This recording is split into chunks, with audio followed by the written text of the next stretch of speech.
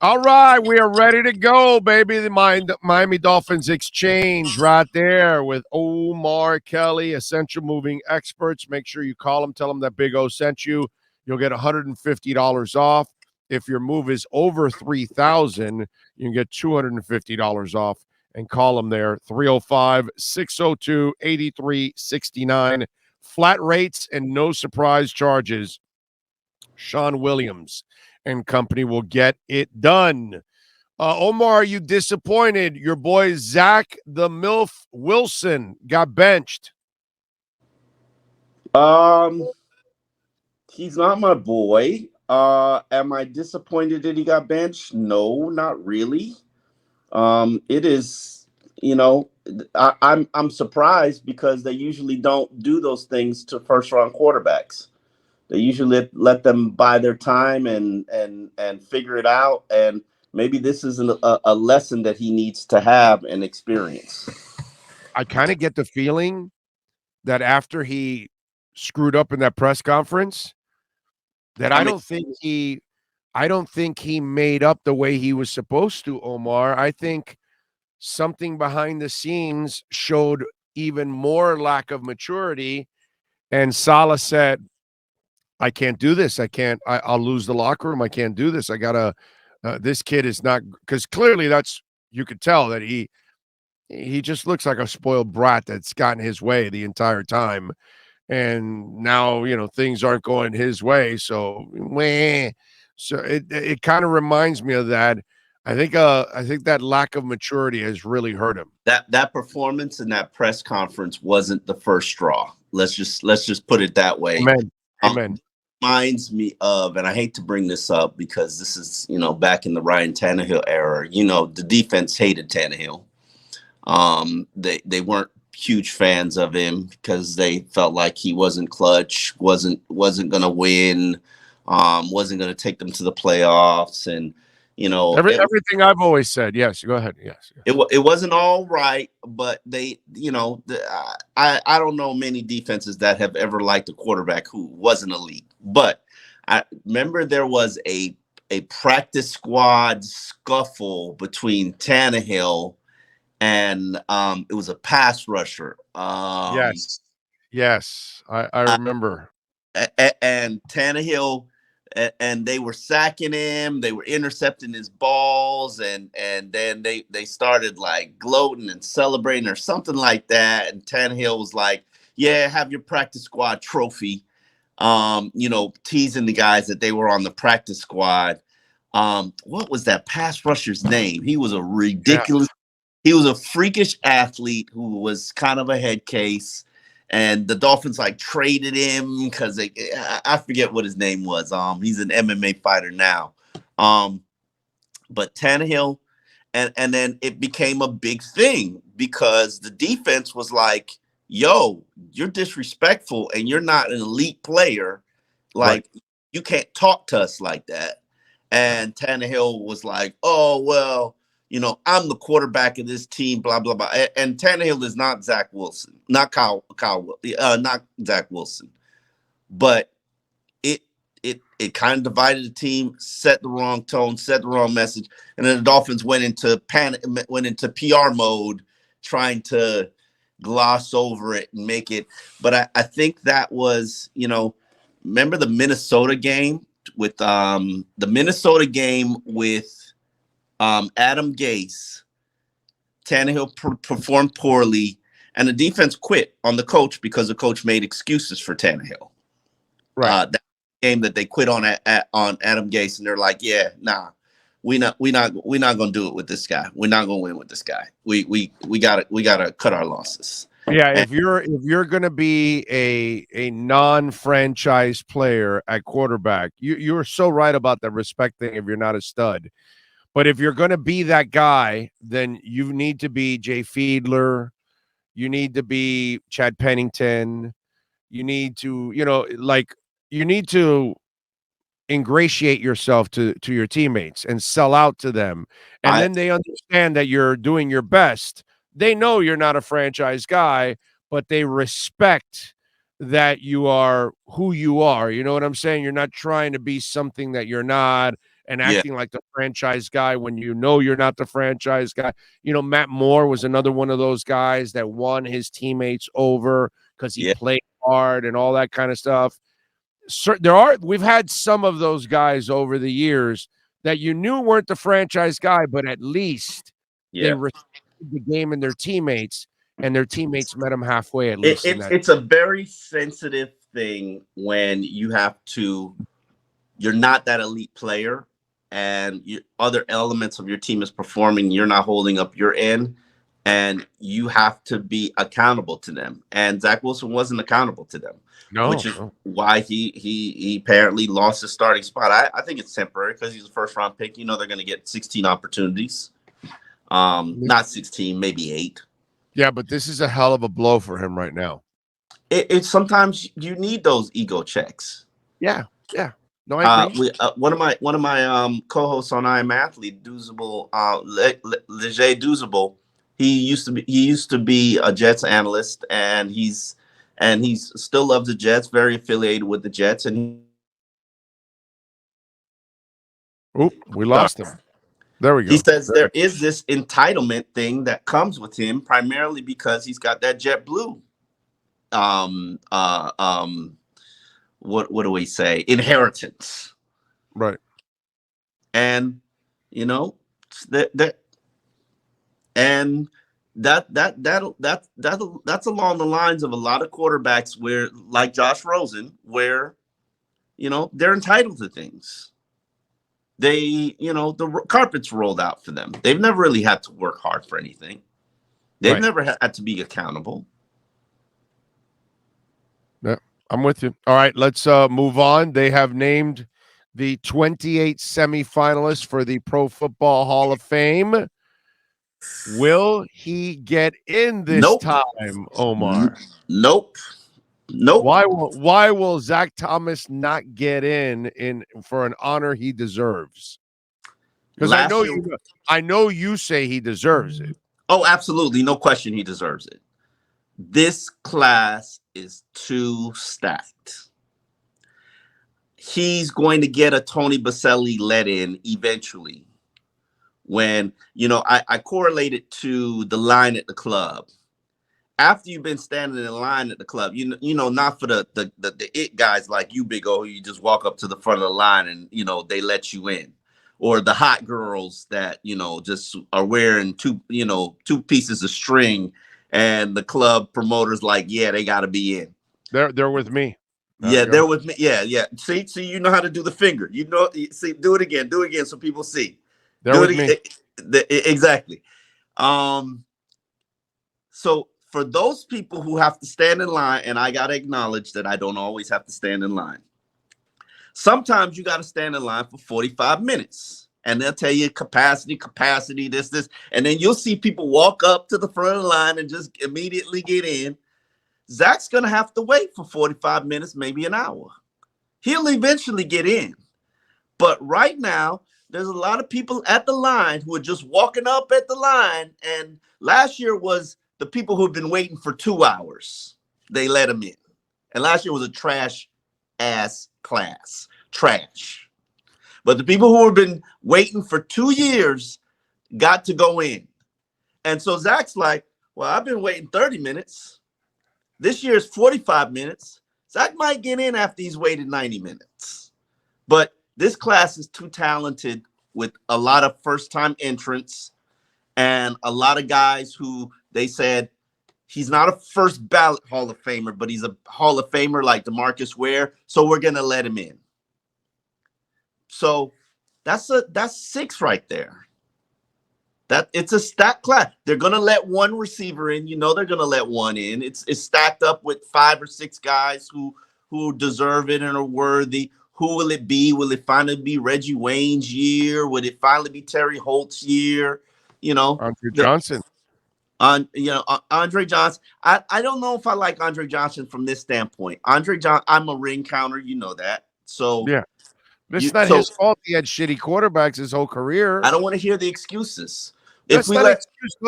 That's reality, bro. if we let Andre Johnson he doesn't trade for Matt Schaub and listen. and Sage If we let Andre Rosenfels, and Johnson we in, love you, we got to Sage, let a but whole different category of receivers in, and I just don't think that's no. Irving Fryer did not have a quarterback in New England, and then he goes to Miami and he lights it up with Marino, and Is then Irving he in the Hall of also Fame? No. Is Irving in the Hall of Fame? No, he's not. Yeah, okay. That's not what I'm saying. Is my point is Andre Johnson. I'm sorry, Andre Johnson is not worthy of Hall of Fame. Irving Fryer is a Hall of Fame talent.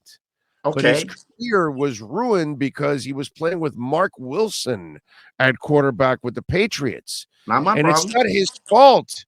And he would be productive just like Andre was with many quarterbacks. Not my problem. Sometimes you cannot hold it against a great player and a great talent because they were put in a terrible situation. And with Andre Johnson, the poor man just didn't have good quarterbacks, yet he still put up great stats. He could have worked harder to get to another team with a better quarterback. I'm sorry. It doesn't pass the sniff test. You know Andre Johnson. You covered Andre Johnson. I know. I love Andre Johnson. My wife, he was a student. All right. In one of my wife's math classes at Miami High. Okay. Andre Johnson is not he's unlike most receivers. He wasn't a diva. Like 95% of wide receivers are divas. He's in that 5 percentile, and you know it. Yeah, that 15% are not divas. Fingers or 15% are not divas. It's that high? You think it's that high? Okay, 15. Yeah, 15%. Whatever. But Andre, as you know, is one of those guys. That's great. Just going to be an ultimate team player. Great human being. But I'm putting Reggie Wayne and I'm putting Anquan Bolden in ahead of him. And you know why? Because they both have rings. Because they both have rings. Because they both have rings. Peyton Manning, bro. Come on. That's not fair, man. Because they both have rings, sir. And I'm a big Steve Smith fan. I'm sorry. I'm all about awesome. all about Steve Smith was, to me, a generational player because he inspired an entire generation, just like Zach Thomas. Zach Thomas, every 5'10" complexion challenged linebacker looked at Zach Thomas and said, I could beat him. But he won nothing. He won nothing either. Yeah, I know. He'd be in already if he had a ring. Okay, but that doesn't mean he's not a Hall of Fame player. I didn't say that. I just said you have to wait in line. And Andre might have to wait in line for a couple of years, but he doesn't go in before Terry Holt. He doesn't go in before Reggie Wayne. He doesn't go in before Anquan Bolden for me. Yeah. But as you know, my main number one criteria when we're talking about Hall of Fame, which is the highest level of accomplishment for sports, is did you win a ring? That immediately puts you, for me, that immediately puts you to the front of the line. Because you won at the highest level in your sport at least once. And I know it's a team game, but I'm sorry. Isn't this what it's all about? Walter Payton was a first ballot Hall of Famer. And most of his career, he played with Bob Avellini and Mike Evans at quarterback. And then at the end of his career, Tobin, Ditka came in and they finally put a team around him and they won a title. And he was already old at that point. He was at the end of his career at that point. But if that didn't happen, in my eyes, Walter Payton was still, if not the greatest running back I've ever seen, number 2 or number 3 overall, and he didn't need that championship. Okay, neither did Barry. He got a championship. Barry Sanders didn't need it. Barry has no championship, and he's a first ballot in my eyes. I didn't say you don't get in without a championship. You got to be a generational player if you have a championship, and I'm good with that. But Jason Taylor didn't win anything either, and Andre wasn't a generational talent. Calvin Johnson was. So Andre was a notch below him. If we put Andre in, you're going to open up a whole Pandora's box of other guys you got to put in. I got to tell you something. I don't know a lot of players in the history of the game that are more talented than Andre Johnson. That size and I don't disagree with you. Oh my God. I don't disagree with you. I don't disagree with you. The Andre Johnson. numbers are there. Body of work is there. Pro Bowls are there. All pros are there. No championships. And you know, how many years did he play? 10, 11? Who? Andre? Yeah. Oh, no, I think more than that. I think he got to like 12 or 13. I'd have to look it up. But I want to say it's around 12 or 13 that he ended up playing. But he had such a phenomenal career, man. Yeah, All right, you're looking at it from a homer's perspective, bro. I respect that because I covered Andre Johnson. You know what my favorite Andre Johnson story is? There was my favorite Andre Johnson story was the pro day of that year that he came out in the draft. I can't remember what that year was, 2003, because I'm looking up his stuff right now. And he was hurt, so he couldn't participate in the pro day like the other players. Well, 12-year career, by the way. So he shows up to the pro. He has his own pro day, and when you're a top, what pick was he? Top 5 pick. You get your own pro day. And so everybody in the league is there for his pro day. And so was Terrell Owens. And so Terrell Owens is working out there, and everybody's in the league. Everybody in the league is there. Belichick's there. Tomlin's there.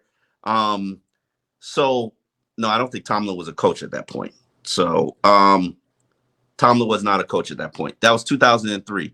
And so Terrell Owens has his so everybody's like amazed because Terrell Owens was working out there.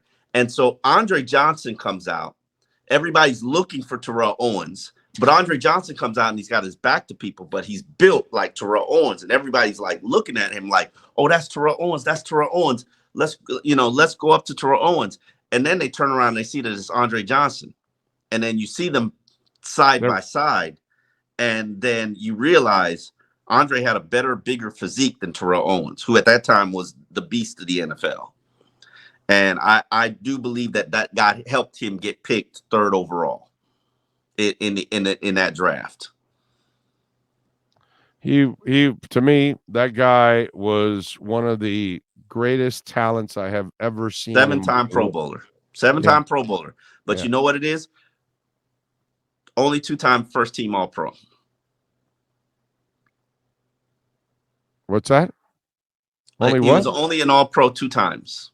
Yeah, again, not his fault. Calvin Johnson was. No, and he didn't have a quarterback to get him the touchdowns because that's where he doesn't have the touchdown numbers that you would expect from an elite wide receiver because he wasn't ever in an elite offense with a franchise quarterback. So his touchdown he's numbers, in this identical offense. He's in the Dolphins' identical offense, bro. And he's just a different type of weapon. Yeah, no, but he doesn't have Tua. If he has Tua, then he's a first ballot Hall of Famer. Like, he would be scoring like a mofo if he, was with Tua. That's 70 touchdowns, 3 1,500-yard seasons. Right. Exactly. It's a Hall of Fame resume. It is a Hall of Famer's resume. I'm not putting him in ahead of Reggie Wayne. And I'm looking up Reggie Wayne's stats right now. No. Well, Reggie obviously had better stats. And Reggie waited. Reggie stood in line and waited for quite a while. But Reggie had the better offense. So obviously he played with a franchise quarterback, dude. I mean, Reggie had a much bigger advantage. 82 touchdowns to 70. Yeah. Remember, he also played opposite of Marvin Harrison. So he had to share. They literally have identical receptions and yards. It's like, it's right. It's 8 receptions off, and Andre Johnson has like 200 more yards, but Reggie's got 12 more touchdowns. And yes, he played with a superior quarterback. And he played also opposite of another Hall of Fame wide receiver. Think about that. Hold on, no. Think about that. You got a Hall of Fame running back in Edge. You got a Hall of Fame wide receiver in Harrison, and you got a Hall of Fame quarterback. By the way, I could argue he's not Hall of Fame, but dude, he was a Pro Bowl caliber in Dallas Clark. So, I mean, that was a nasty ass offense, dude. It was nasty. It was. Okay, and then Andre Johnson never played with anything like that.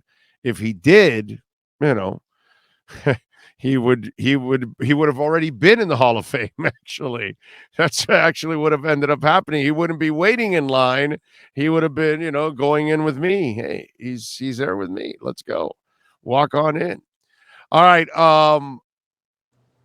Mahomes right now is locking up the Pro Bowl. I mean the MVP. The MVP.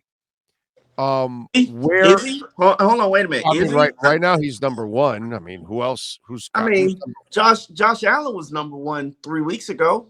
yeah, Things change. they changed. He's thrown It a ain't lot of over. It ain't interceptions. over. It, It ain't yeah, over. I said right Tua can get now, the Dolphins to 13 wins. It ain't right, over. right now, right now, Mahomes is by Yeah. far I just the want Tua to MVP. be in the conversation. Tua. That's my. Could you let me finish the damn question? Right now, Mahomes has got this thing locked up. Okay, No, he he's the don't. number one. Yes, he's the number one by far. It's not even. No, he's If you not. ended it, right now, Mahomes is your MVP. Okay, Front it is. runner, not locked up. Right. I get Words it. matter. Play with a game with me. Right Okay. now, he's the guy. He's the man right now. Front runner, Okay. not locked up. Okay. So the question is, what does Tua have to do from now to the end of the season to cut that gap? Because clearly Tua is there with the Philadelphia kid, with Jalen Hurts. Derrick Henry, with Geno Smith. Don't forget Lamar Jackson. I think he's going to be in the Lamar conversation. Jackson, all these other guys that you want to kind of put in that second level behind Mahomes because you're making cases for all of them. But Mahomes is number one right now. So what does Tua have to do to cut that gap in your eyes? Lead his team to 13 victories. Lead his team to maybe an AFC. Seed? Huh? The number one seed? The number one seed? 13 victories. I don't know if he is the number one seed, it's his. If you're the number one seed in the AFC East and Patrick Mahomes is not, it's yours. But this is something, the MVP and all that stuff, Tua is going to be a Pro Bowler this year. But the MVP and all that stuff, that's usually goes to a guy a year after he deserves it. You know that. And so no, I get that. And you nailed it last week or the week before when you said it's going to be impossible for Tua to go from all the hate and all these people that are wrong, and then they've got to now vote for him for MVP from that ain't happening. template of being MVP. That's one hell of an extreme. You know what I'm saying? My crazy ass can go there because I said last year he's a stud if you just put people around him. So he's just proving me right now. That's all. Props. You have been unwavering, not a doubt about it. And listen, props to you. But here's Tua's problem. The 1 week, listen, hear me out. Here's Tua's problem. The 1 week his team takes a loss, they're gonna bring out that whip. Oh yeah. They're all waiting. They're so wrong right now. They're all waiting. They're going to bring out that whip, and the Dolphins and Tua are going to take every lash. And I told you. Yeah, and I'm anxiously anticipating it because you know what? It'll probably be the fuel that he needs in order to win the AFC East or get the team to 12 to 13 wins or make that. Like, I do believe that this is a Super Bowl contending team if the defense gets their act together, which you know how I've been on that for a month, if not longer. Like, that shit is not good enough. And you're going to hold this team back from maximizing their potential about where they can go and what they can be. So if the defense gets their act together, this is a Super Bowl contending team. I think Tua is going to use every slight that he can. I think he's one of those Tom Brady guys where Michael Jordan. He's fueled by that disrespect and that motivation. So keep the hate coming. Don't shower him with love. Shower him with criticism. Keep the hate coming. Don't give him praise. You saw in that 10-minute YouTube video, he ain't about that praise life. He's not about that speech life, even though I wish you would have gave him the speech. I really sincerely wish you would have given him he admitted it. He's not really a speech guy. He's not So comfortable. He's not comfortable in his own skin, and I don't I understand think he is, but in a personal basis, one-on-one. I don't think he's the guy to, address the whole team like that. That's not. I don't think that. that your At leaders need least to do it. it Your doesn't seem leaders, like his style. your leaders need to do it. This leader doesn't need to do anything, bro. This Yes, leader's he doing what does. he's. If he wants Bro, to maximize it, dude, he connects with everybody. You saw it in that 10-minute video. He connects with the defense coming off the field. He connects with listen, all his offensive players. he Connects just with his got coach. there. He just But got there, what and did there's Teddy another level. Bridgewater tell him in that 10-minute video? No, Bridgewater's. You I keep love that. balling like that. I love They no will no run no. wall. I They will love run that through because walls. Bridgewater's encouraging him. Have fun. Show your Right. personality. Don't be Yes. Mr. Bland guy. And he's doing that. He doing it. just started doing it. Well, he just got his team for 2 years. They had him under the heel of Brian Flores. The flower ain't gonna grow if you put a goddamn rock on top of it. You know what's interesting But now, about if you take the rock off and you start watering it and sunlight comes in, holy shit, we've got flowers. So guess what? He gets the bloom now, dude. I'm gonna tell you this. You know what's interesting about that whole Flores era and regime, and a lot of people who were there, including these defensive coaches, did not like Tua. Did not think he worked hard enough. Did not think he was smart enough. Did not think he was committed enough. Did not think he was talented. They were in the same building with him, and they were that stupid. Correct. I would literally have these conversations with people, and I'm like, how do you not see it? Like, how do you not get it? And they'd be like, yeah, he don't work hard enough. He's not smart enough. The arm is not good enough. He's not committed enough. This. And I'm like, bro, it's there. But anyway, to move the conversation forward, I'm curious to see what these defensive coaches think now and see now that they didn't see then. Like, and what brought it out? Who brought it out? Because if it's Mike McDaniel, then that's a tremendous job. Or if it's just he didn't feel comfortable under the last batch of people who didn't. It's everything. It's everything. It's not just McDaniel. It's Tua. It's McDaniel. It's the environment. Everything completely changed. That's what it is, bro. I mean, that's just and we talked about this over and over again while it was going on and after it all. There's no way anybody can grow in that kind of environment. So many people grew, not him. So many people grew, not him. But don't give your child love. Don't give them attention. Don't give them encouragement. See how that works out. Damn, you really did it like that? You really put that comparison out there? Damn. It's exactly. Well, if you're a head coach, these are all your kids.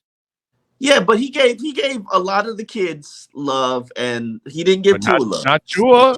Yeah, you're right. Tua was the redheaded stepchild. I hate when people say that because redheads need love too. I get that, but it's kind of the saying. We don't say, brown-haired Hispanic dude in the corner. No, we don't. We say redheaded stepchild. I don't know who came up with it.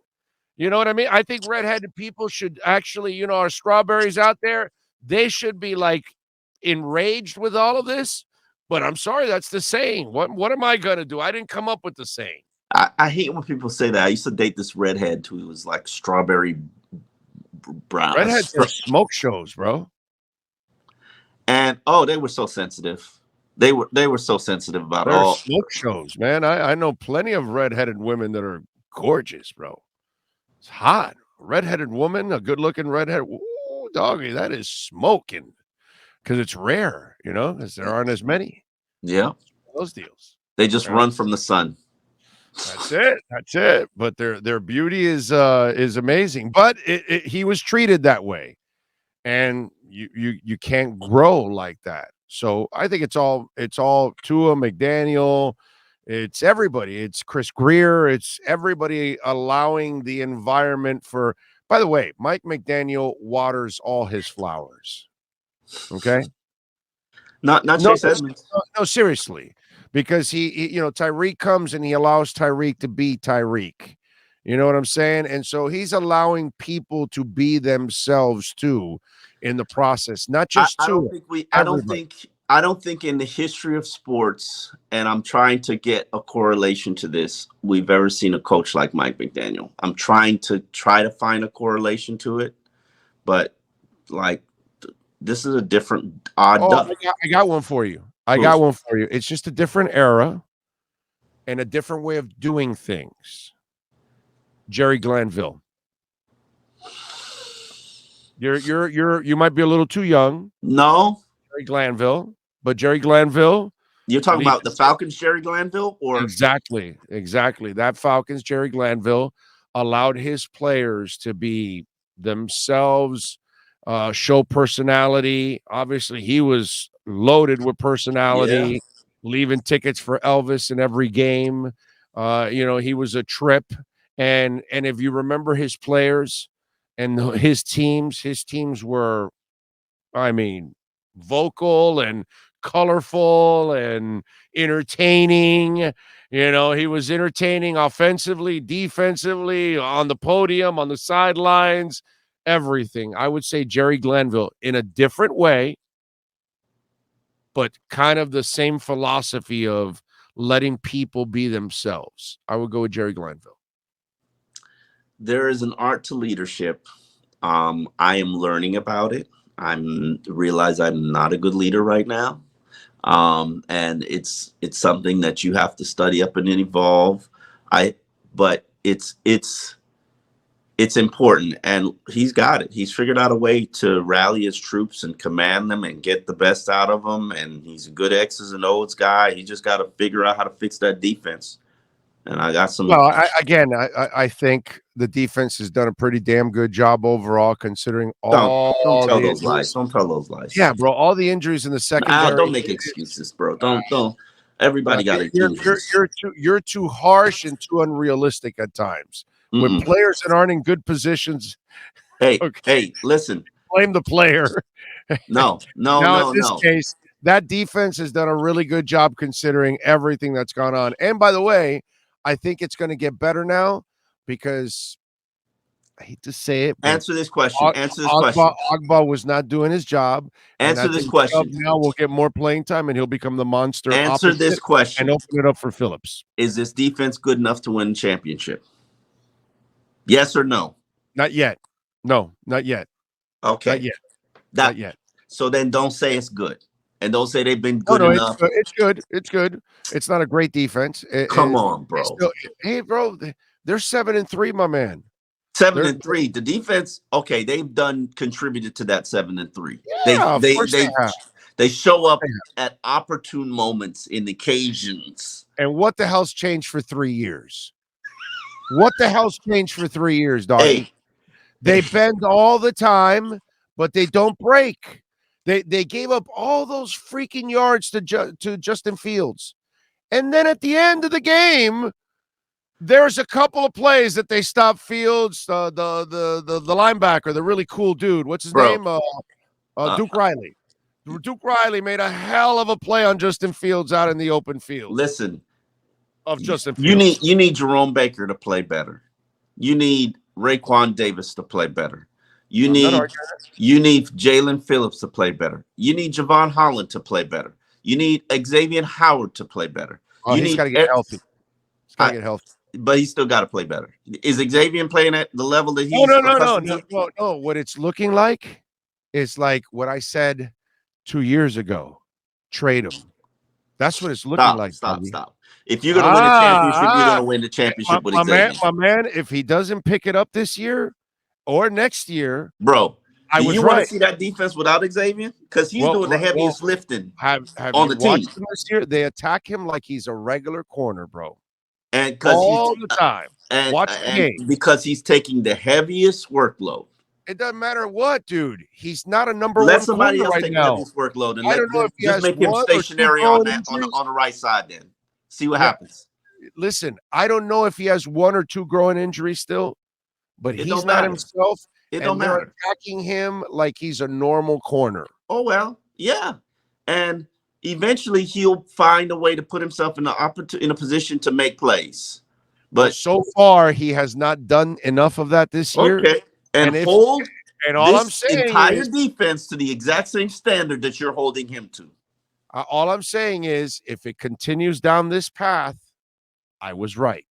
That was the gravy It's a train. lot. That was when you had to get off and get a bunch of picks. Now you're never going to Those get picks. off. I don't want no picks for Xavier Howard. What I'm gonna do with a bunch of I do. They have a front office that can find defensive what backs I'm gonna do with a bunch of Noah everywhere. Igbenogany's?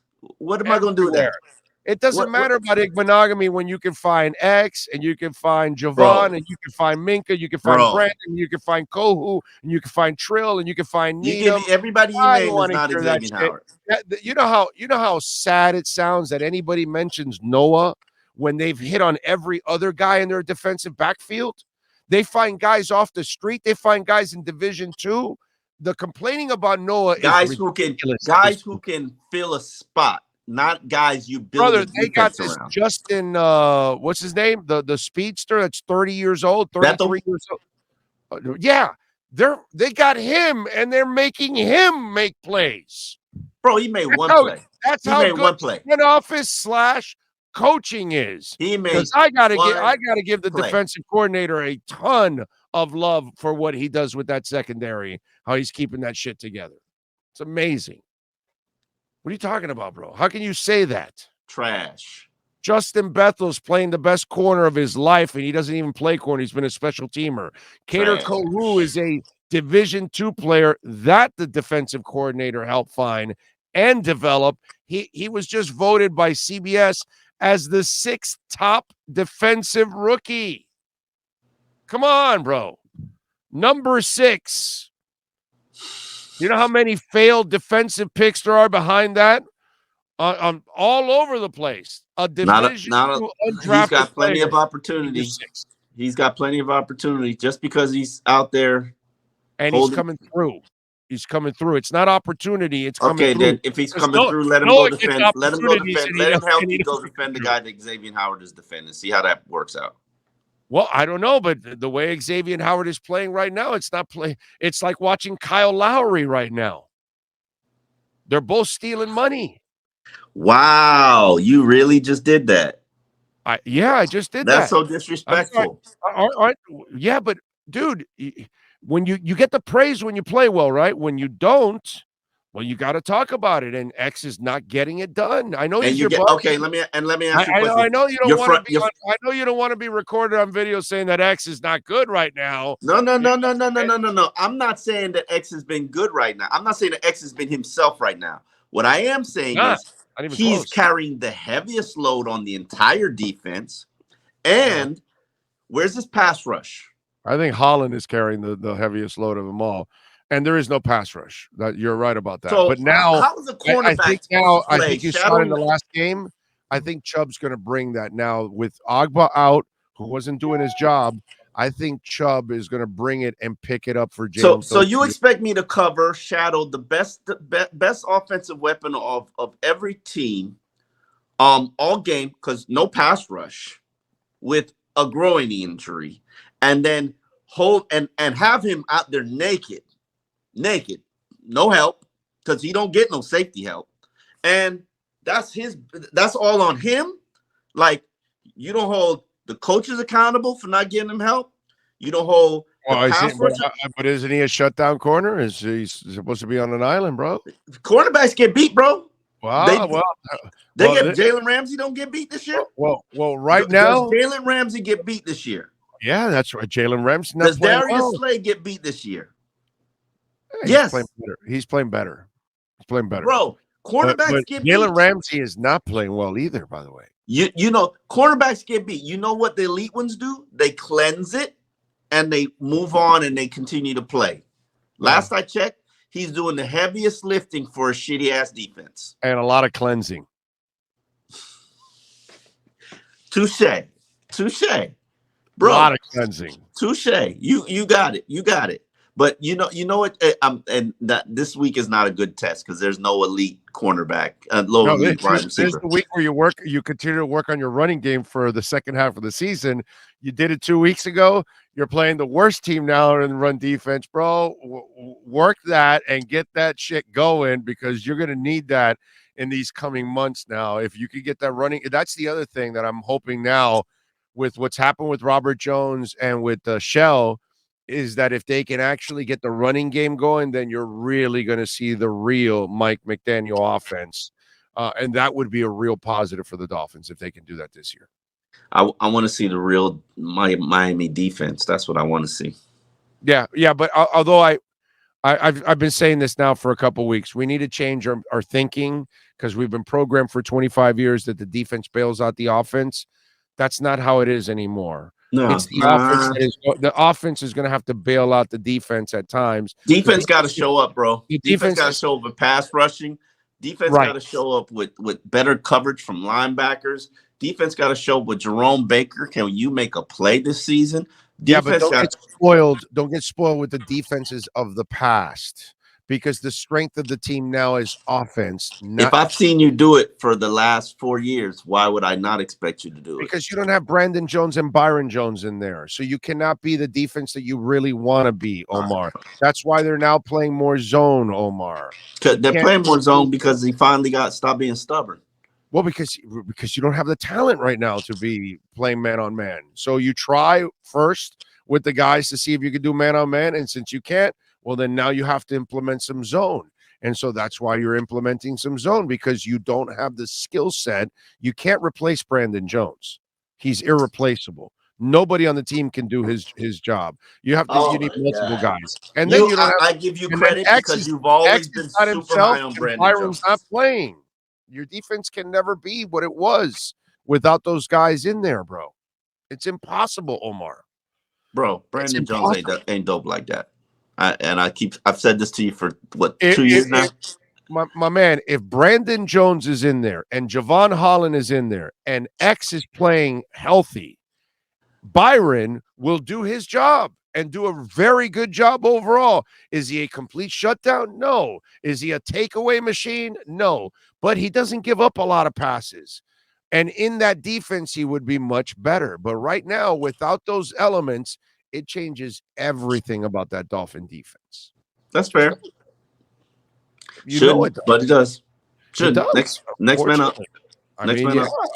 Those are important players you're missing. Nick Needham, you're missing in your slot. You're missing Byron Jones. You're missing Brandon Jones. Oh, but Cater Kodu. I love Cater Kohu, man. But he's a rookie from Division II, and he's played out of his freaking mind. But again, I can't put him at the level of 3 veterans already. You know what I'm saying? It's just not fair either. And I love Kohu. Let me tell you something. Kohu's starting on this team next year. Yeah, because they're getting rid of Byron. Right. Exactly. Or if Needham doesn't come back because he wants too much money to play the slot, either way. Needham's gonna be a $2 million a year player. Because the Achilles, he can't. But let's just say he gets crazy about money. You know these guys aren't going to pay it, so he may leave. So either way, Kohu will be. Ain't nobody. Yeah, Kohu. I think Kohu's going to play ahead of Needham anyway. No matter. I like Kohu. I think he's grown into one hell of a player. All right. Great product placement by you. Doing the hit with an I Am Athlete background. I love that. That is when you're the boss, you're supposed to do things like this. Exactly. So tell them about I Am Athlete. What's coming up, bro, so they can follow you. What's coming up? We're doing our tour in Atlanta on the 1st. We're shooting some episodes start of season 4 in Atlanta on the 3rd. And we've got Adam Jones. We got a new project called I Am, which I talked to you when we were shooting it. We're cutting it up right now. It's like a reality series like thing. So yes, I'm producing reality TV. So there you go. And tell Pac-Man that I'm glad he kicked that guy's ass in the airport because he deserved it. I know Pac-Man's gotten in trouble for all kinds of shit he shouldn't have done, but that was the one time that I'll say, Pac-Man, you did the right thing by kicking that idiot's ass. Pac-Man's a fighter, man. Pac-Man's a fighter, literally. No doubt about that. Yeah. All you got to do is look in the man's eyes, and you know that there's no fear in those eyes. He's actually fighting. He's fighting a guy. He boxes, and he's fighting on December 9th in I think Providence. Yeah, Yeah. I saw it. I read it. I read it. So Yeah, we got to go out there and we got to support him. But yeah, we're doing our thing, baby. yeah, Oh yeah. With shit. that fight in the airport with that dude that just was a smartass, that was freaking great.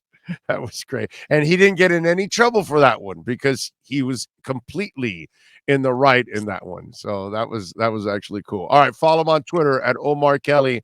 Oh, we'll catch up next week, my friend. Appreciate you. All right, man. I'll let you. You got it. There you go. The great Omar Kelly, baby. Long moving services, home moving services, long distance moving services, office relocation. The folks at Essential Moving Experts can handle it anywhere you're at in the country.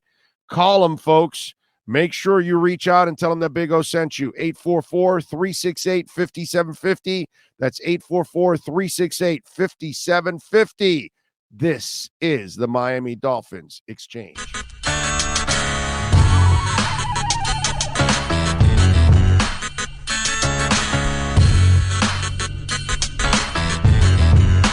This is the Big O Show. This is the Big O